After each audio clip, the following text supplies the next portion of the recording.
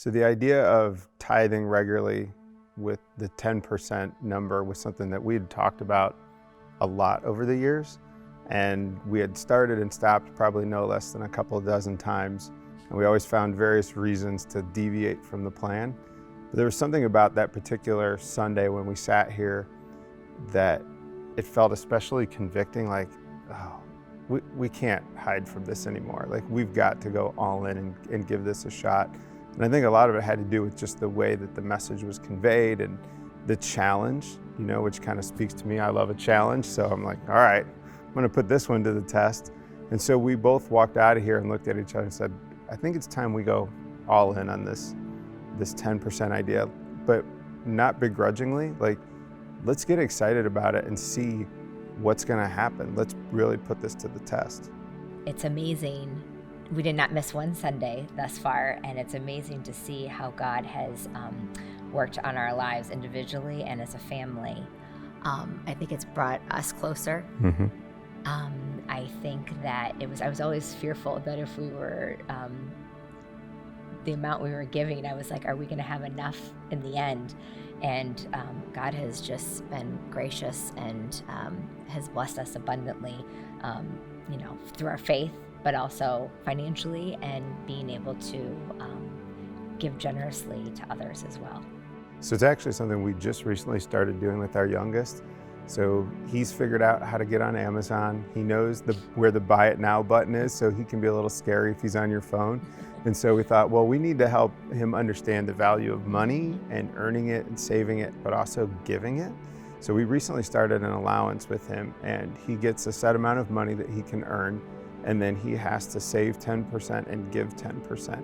And to kind of piggyback on that, we've also, with young kids, you can have an abundance of toys and whatnot around the house, and a lot of them collect dust after a while. And so we sat down with crew and explained how there are a lot of children who are not blessed to have all these wonderful things to play with. And so we had a discussion on how, you have a lot, and let's look at what you do have and that maybe what you don't use, and we could give to other children. And he had such a grateful heart, and he got a bag and he just started 2 bags. He filled up two two garbage bags that's right. full of toys. That's right. And he had the biggest smile on his face, and you could just tell that he was excited to give it to other children. And I've even heard out of his mouth as of recently, just like, I'm very blessed. Like, I have a lot of nice things. And so I think it's crucial to teach them at a young age, what a joy it can be to give to others.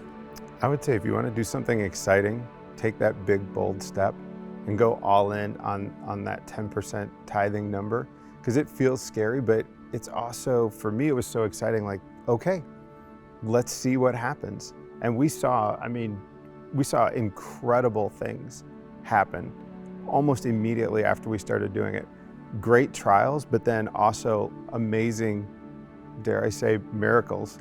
That were just unexpected that came from doing it. And so if you want something exciting in your life, this is a place to go and do it, because you'll have an impact on others that you can now see and feel like you're a part of. But there are things that will happen in your life that will amaze you if you take this bold step. And you just have to be committed to the journey and ride it through its ups and downs. But there's way more ups than there are downs. There's no doubt about it. And we won't go back. There's no way we'll go back. This is who we are. The Lord always provides.